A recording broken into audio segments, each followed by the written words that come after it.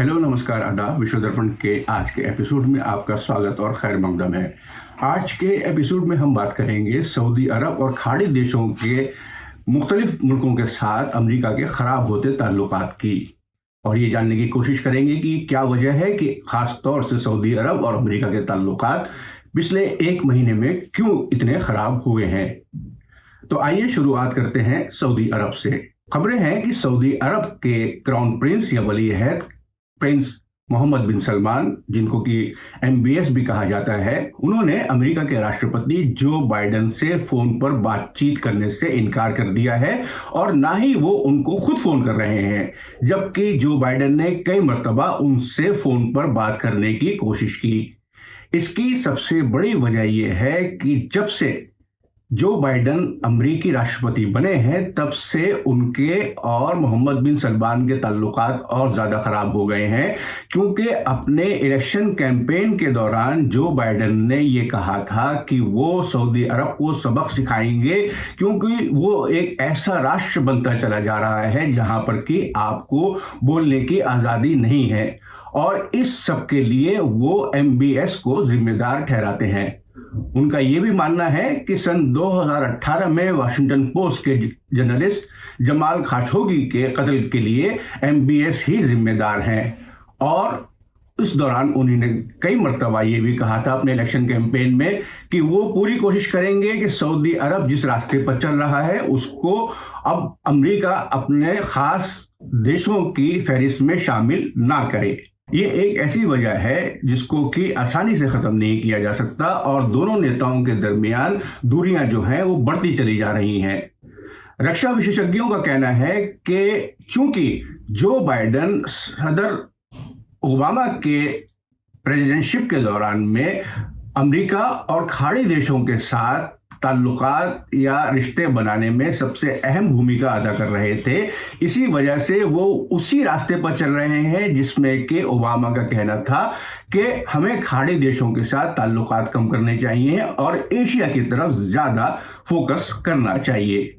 लेकिन इसके साथ ही साथ ओबामा एडमिनिस्ट्रेशन और जो बाइडेन का ये भी मानना है कि जिस तरीके से सऊदी अरब में हुकूक इंसानी या मानवाधिकारों का उल्लंघन किया जाता है उस सब को ख़त्म कर देना चाहिए, और वहाँ के अवाम को ज़्यादा आज़ादी मिलनी चाहिए, और वहाँ की रॉयल फैमिली जिस तरीके से पूरी सोसाइटी पर अपना कब्जा किए हुए है उसे कम से कम करने की कोशिश करनी चाहिए।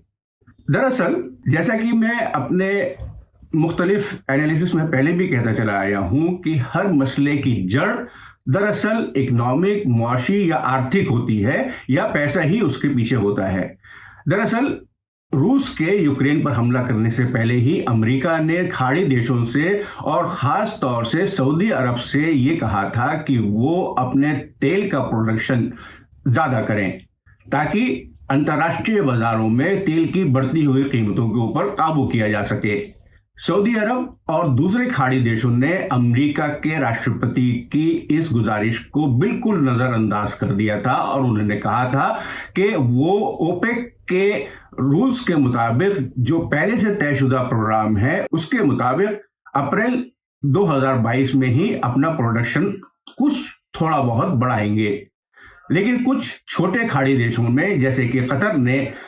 अमेरिका की सपोर्ट करते हुए कहा था कि वो अपने देश का लिक्विफाइड नेचुरल गैस यानी LNG का प्रोडक्शन तेज करेगा, क्योंकि अमेरिका और यूरोपीय देशों को तेल और साथ ही साथ ऊर्जा के दूसरे स्रोतों जैसे कि गैस वगैरह की बहुत सख्त ज़रूरत है। इस पूरे वाक़े में जो दूसरा मुल्क एक ख़ास भूमिका अदा कर रहा है वो है ईरान, क्योंकि जैसा कि जो बाइडेन का मानना है कि उनको सऊदी अरब को जिम्मेदार ठहराते हुए ईरान के साथ में ज़्यादा बेहतर ताल्लुकात बनाने हैं। तो इस तरीके से लगता ये है कि जो बाइडेन एडमिनिस्ट्रेशन जो है वो इस वक्त सऊदी अरब के बजाय ईरान की तरफ ज़्यादा झुक रहा है, और यही बात सऊदी अरब के वली अहद MBS को खल रही है, क्योंकि एक ज़माने में सऊदी अरब और अमेरिका के ताल्लुकात ऐसे हुआ करते थे कि वाशिंगटन की तरफ से एक फ़ोन कॉल के ऊपर सऊदी अरब अपना तेल का प्रोडक्शन कम या ज़्यादा कर देता था। लेकिन जब से यूक्रेन और रूस का प्रकरण शुरू हुआ है तब से वो अमेरिका की कोई भी बात मानने के लिए तैयार नहीं है। और इसकी शायद एक वजह यह भी है कि सदर जो बाइडेन जिस तरीके से MBS को सऊदी अरब की मुख्तलिफ चीज़ों के लिए जिम्मेदार ठहराते हैं, वो उनके बजाय शाह सलमान से डायरेक्ट फ़ोन पर बातचीत करने को ज़्यादा अहमियत या तरजीह देते हैं। और ये बात MBS को बहुत बुरी लगती है या खलती है। साथ ही साथ सऊदी अरब का ये भी मानना है कि अगर वो तेल का प्रोडक्शन ज्यादा कर देता है तो अंतरराष्ट्रीय बाजारों में तेल की कीमतें घट जाएंगी और उसकी वजह से जो रेवेन्यू या जो पैसा इस वक्त सऊदी अरब कमा रहा है उसमें कमी हो सकती है। और ये सऊदी अरब को बर्दाश्त नहीं है, क्योंकि MBS को अपने विजन 2030 के लिए बहुत ज्यादा पैसों की दरकार है और वो ये चाहते हैं कि तेल की कीमतें जितनी ऊंची जा सकती हैं चली जाएं। इसके अलावा अगर हम रक्षा मामलों की तरफ ध्यान दें तो हाल के अरसे में खाड़ी देशों और खास तौर से सऊदी अरब के ताल्लुकात वाशिंगटन के बजाय रूस यानी मॉस्को से ज्यादा करीब होते चले आ रहे हैं। एक तरफ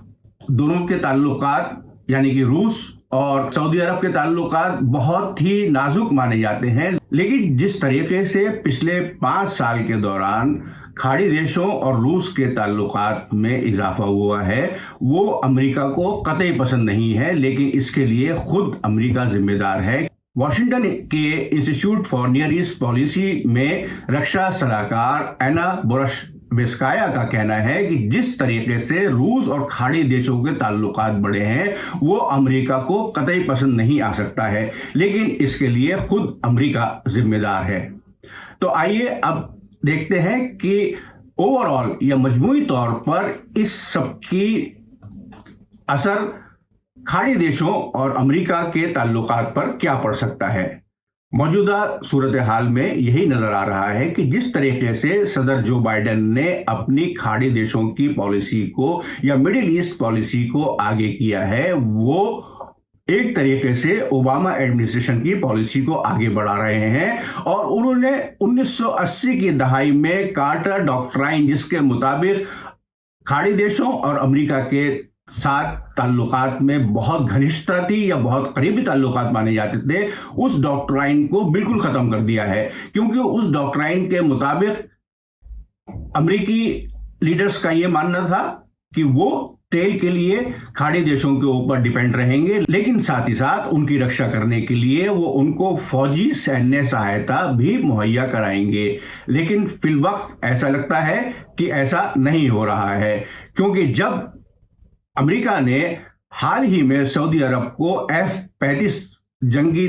जहाज या फाइटर प्लेन्स देने से मना कर दिया तो रूस ने फौरन उसका ऑल्टरनेट देने के लिए सऊदी अरब से बातचीत करना शुरू कर दी। तो इस तरीके से मजमूई सूरत हाल या ओवरऑल जो सूरत हाल बनती चली आ रही है, उससे ये लगता है कि जहां एक तौर पे खाड़ी देश ना चाहते हुए भी रूस की हिमायत कर रहे हैं, उनका सारा कोऑपरेशन रूस की तरफ से है, जो कि वो नहीं चाहते हैं कि ज्यादा बढ़े। लेकिन दरअसल जब तक अमेरिका और सऊदी अरब के ताल्लुकात बेहतर नहीं होते, अमेरिकी राष्ट्रपति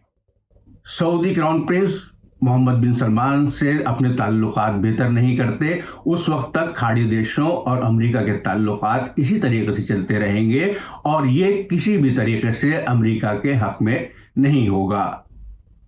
उम्मीद है आपको आज का कार्यक्रम पसंद आया होगा। हमें कमेंट बॉक्स के जरिए अपनी राय से आगाह करते रहें। खुदा हाफिज, जय हिंद। मीडिया स्टार वर्ल्ड की और वीडियो देखने के लिए हमारे चैनल को सब्सक्राइब करें और सीधे नोटिफिकेशन पाने के लिए बेल आइकन दबाएं। और अगर हमारी खबर सच्ची और अच्छी लगे तो अपने व्हाट्सएप, इंस्टाग्राम, फेसबुक और ट्विटर अकाउंट पर जरूर शेयर करें।